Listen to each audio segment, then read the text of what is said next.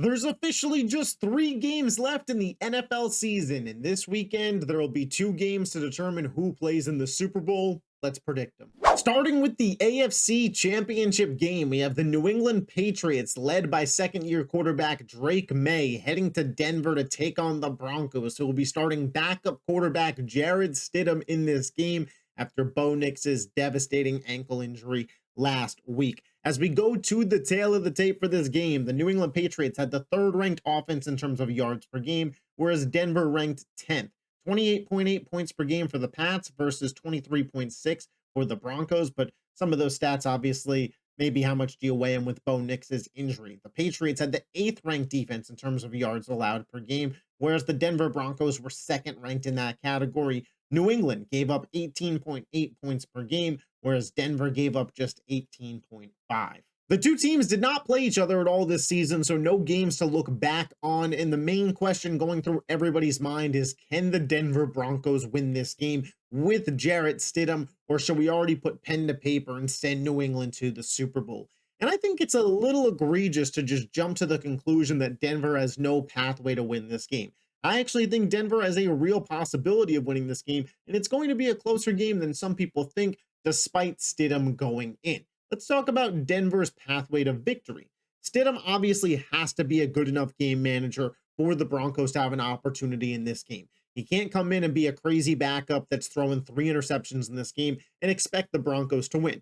But Sean Payton's a smart head coach. Sean Payton's going to have a really solid game plan. He's probably staying up all night trying to figure this out. And Sean Payton himself has said, Jarrett Stidham's a good backup. He thinks Stidham could be a starter somewhere in this league. And we've seen backups come in and be very productive this year. Mac Jones, Davis Mills, Malik Willis, Tyler Huntley. We have seen a variety of backups come into the NFL games this season and be good. Not just game managers, but actively good at helping their team win. Stidham has some mobility, decent arm talent. Again, it's not like, oh my God, Jarrett Stidham is Drake Maye caliber, but he doesn't have to be for Denver to necessarily win this game. He just has to play within a system that he's been in for years and be able to manage the game well enough. I also think the Broncos' run game has to be a lot better than what it's been. You have to be able to run the ball, especially when you're relying on a backup quarterback to carry your offense. The good news for Broncos fans is it looks like J.K. Dobbins might be back for this game. And when Dobbins and R.J. Harvey were both out there, this to me was a top 10 rushing attack in football, because you had your Mark Ingram, Pierre Thomas. Right now, you're out there with just Pierre Thomas, and the yards per carry aren't great because R.J. Harvey's having to take on some of that bruiser back role that just isn't really his thing, but it is certainly J.K. Dobbins' thing. And of course, the number one reason that Denver would win this game is the defense, man. Denver has elite players at every level of their defense, from reigning Defensive Player of the Year Patrick Surtain to Hufanga, Greenlaw, a defensive line that had 68 sacks this year, which led the NFL. This is a really strong defense, and a defense that is going to be able to make Drake Maye uncomfortable. I mean, we saw Drake Maye uncomfortable probably the last 2 playoff games, but certainly last week to Houston with their pass rush of Will Anderson and Danielle Hunter combining for, 5 or 6 sacks in that game? This is the leading defensive line in the NFL at getting sacks. Zach Allen, Nick Bonito, Jonathan Cooper, these guys are going to get home. So I don't think that it is, oh my God, there's no shot that Denver wins. Does Denver have to play close to perfect to win this game? Yeah, that's what happens when you have a backup quarterback come in. But with home field advantage and that defense, Denver could absolutely play a really strong game. And it also helps that Stidham's going to have a really solid offensive line protecting him. Bo Nix wasn't sacked once last week. Yeah, it's the Bills versus the Patriots, but are we sure the Patriots have a really strong pass rush? Because I'm not. Now, when it comes to New England's path to victory, I do think that it's very clear what the path to victory is. If you are a Patriots fan or kind of just an NFL fan in general, what they would need to do. Can't make mistakes. If you play just a straight up clean game and your team has Drake Maye and the other team has Jarrett Stidham, you're probably going to win. If Drake Maye doesn't turn the ball over and takes care of the football and doesn't fumble the ball, and you just go blow for blow, who can get down the field better, who can produce better offensively, the Patriots will likely win this game. That would be the kind of game where not having Bo Nix really does hurt Denver, because stride for stride, you would expect the Pats offense to produce better. I mean, hell, it was better during the regular season when Bo Nix was playing. You can't imagine that the Broncos are going to get better with Jarrett Stidham. And the New England Patriots do have a really strong two-dimensional offensive attack, man. Stevenson and Henderson, some good running backs. And Stephon Diggs, Kayshon Boutte, they showed you last week what they bring to this team in the wide receiver room. And as well, Denver has kind of struggled this season against tight ends, and Hunter Henry is a really solid target for the Patriots. Drake Maye, though, he has to manage this football game. If Drake Maye gets into turnover May mode, fumble May mode, oh no, I'm dropping the football, Drake Maye mode, this game could get really, really interesting. And the Pats defense has to continue to play at the level that they've been playing at. Lucky for the Patriots, they just made Justin Herbert and CJ Stroud look really bad out there. That would be the concern for me if I was a Broncos fan. Whether it was Bo Nix or Jarrett Stidham, the last 2 weeks, the Patriots defense has been firing on all cylinders. And this is a really strong unit, especially when you have Gonzo, Barmore, and Milton Williams out there this year. Carlton Davis in concussion protocol, we'll see there. Marcus Jones, pretty solid in the slot as well. Can Denver take advantage of any weak spot on this Patriots defense? It's not an elite defense, but there's not really a lot of weak spots. Maybe the outside edges and a lack of a pass rush will give Stidham time, but can these Broncos wide receivers and weapons actually produce? At the end of the day, if I'm the New England Patriots, I'm Mike Vrabel, my message is clear. Play a clean football game. Minimize mistakes, minimize turnovers. If we got to punt, we got to punt. But playing this team straight up, there's a reason that they're 5.5-point favorites. When it comes to my prediction, I'm going to predict the Patriots to win 23-16. And I understand with this general score prediction, there may be Broncos fans that think that I'm not giving the Broncos a shot, but rewind a little bit if you skipped ahead and check out my Broncos path to victory, because I certainly believe they have a shot, and I certainly believe it's possible. But ultimately, while I think this game is going to be close going in the fourth quarter, and we're not looking at a Seattle-San Francisco here in the AFC chip, at the end of the day, in a close game, I'm going to trust Drake Maye. He is likely to finish second in MVP voting this year. This is probably the pick that I would have leaned, even if Bo Nix was playing. Probably would have been a little bit closer, maybe a field goal level game instead of a touchdown level game. But ultimately, with the Patriots defense playing at the level that they are and the kind of guy that I know that they have at quarterback, I'm picking the Pats to get back to the Super Bowl, man. We finally move on from the Chiefs, and the Patriots are back. Moving on to the NFC Championship game, the Los Angeles Rams will travel to Seattle to take on division rival Seahawks in the NFC chip for a trip to the Super Bowl on the line. In my personal opinion, these have been the two best teams in the NFL since about the midway point of the year. Let's hop into the tail of the tape. The Rams had the #1 ranked offense in the NFL in terms of yards per game, whereas Seattle ranked 8th in that category.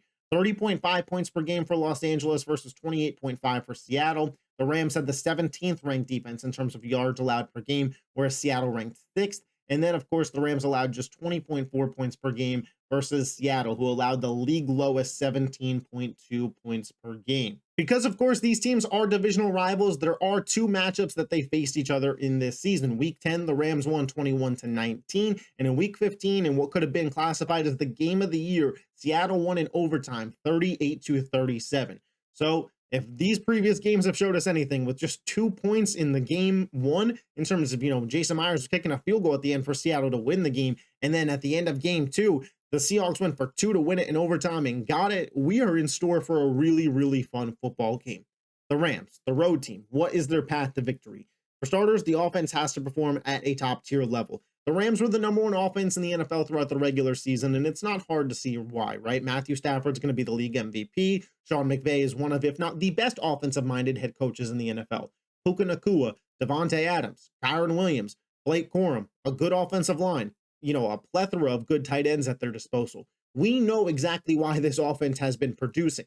However, in 2 playoff games so far, against the Panthers and then, of course, against the Bears, especially against the Bears, I don't think the Rams offense was exactly firing on all cylinders. I thought that Sean McVay's play calling was a little suspect, and I also just don't think Matthew Stafford has been super elite, aside from that first drive versus Carolina before he injured his finger, which isn't an excuse, but maybe something to watch out for in this particular football game. If the Rams are going to stamp their ticket to the Super Bowl, the offense is going to have to play at the level that it did in the regular season. Now, that's not to say that they can against the Seattle defense, because yes, Seattle's defense is fantastic, but in that Week 15 matchup, the Rams had over 500 yards of offense, 581 to be exact. Matthew Stafford threw for over 400 yards in that game. Puka Nacua received for over 200 yards in that game. They didn't have a problem moving the ball. They had a problem when Seattle came storming back with a punt return from Shaheed, and Sam Darnold started heating up at stopping the Seattle offense. But in terms of producing offensively for the Rams, it looks like they might have the ingredients based on that Week 15 matchup. And I think it all starts with the guy who had a big game, Puka Nacua. Puka is a top 5 wide receiver in the sport. There's no doubt about that in my mind. He might have the best hands in football as well. But he needs to show up in this game. And I'm talking about 100 yards receiving and a touchdown show up. Puka has to be a star in this spot because I think Devontae Adams might have a tough time against the Seattle defense. But Puka versus Seattle, that is still elite on elite, and he needs to eat. And of course, they have to make Darnold uncomfortable. In the Week 10 victory, they forced Darnold into 4 interceptions and had 8 different pass deflections in that game. Darnold looked lost out there, and the Rams won the football game. The Rams defense, whether that be guys up front, Poona Ford, Jared Verse, Braden Fisk, Byron Young, batting the ball at the line of scrimmage, popping it up, or guys in the secondary, whether that's Witherspoon, Forbes, Kitchens, Lake, you name it, making big plays and getting interceptions to, win the turnover battle. The Rams will have to eventually in this game make Darnold uncomfortable to even out what Seattle's defense is capable of doing. On the flip side, Seattle's path to victory. Offensively, I think you got to play clean. I think you got to maintain that two-dimensional offense. Sam Darnold, keep the ball secure. Turnovers are going to be the death note of Seattle in this game. If it is like game 1, where Darnold turns the ball over 2, 3, 4 times, I don't think that they have a shot at victory. But if it's like game 2, where he mostly keeps the ball secure and can maintain their offensive flow, and they could run the ball and pass the ball, all of a sudden then it's like, hey, defense, the offense is keeping it clean. You guys have been a top 2 defense all year. Can you get enough stops? And that becomes a game that Seattle wants to play. Let's extend our drives. Darnold, throw to JSN. Darnold to Shaheed, AJ Barner. Oh, hand off Ken Walker, who, by the way, I think Ken Bone might be in for a big game. One, no Zach Charbonnet, so he's going to have to get the bulk of the carries. But in that Week 15 contest, he had over 160 all-purpose yards and a touchdown. He's going to be a factor in the receiving game and, of course, in the run game as well. The defense has to continue to be great. What we saw last week from this defense against Seattle and Shanahan, Mike McDonald had one of the best offensive minds in this game in a blender. And I think he's a top 5 head coach in the sport, regardless of what happens here, and the best defensive mind in football. We saw it a couple years ago with the Ravens defense in 2023 when I thought they should have won the Super Bowl. That was the best defense in the league. He gave them 2 years in Seattle, and you could argue he did it again. I'm still on the side of Houston, but I get it, Seahawks fans, if you're saying, nah, put respect on our name. We have the best defense. The turnover battle in this game is absolutely going to be key. I think the winner of the turnover battle could certainly just turn out to be the winner of the game. So where am I going with my prediction? I'm going to take the Rams. 27-23, McVay and Stafford get back to the Super Bowl. One is, I picked Patriots Rams before the playoffs to get to the Super Bowl. I'm not going to change my prediction conference championship weekend. Call it bias, call it take integrity, call it what you want. But I'm trying to be right here with my bracket. Ultimately, not every pick was correct, but the final conclusion still could be. And I'm going to roll with myself and bet on myself there. But in general, I do think that no matter what, this game is going to be close, right? The 2 matchups that we saw in the season were decided by 2 and then 1 point apiece.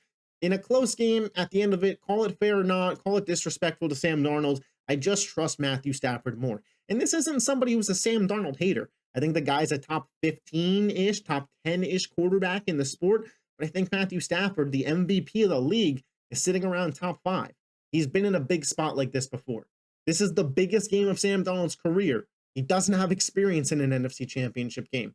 Matthew Stafford's won a Super Bowl. Same deal coaching-wise. Biggest coaching spot of Mike McDonald's life. McVay has won a Super Bowl.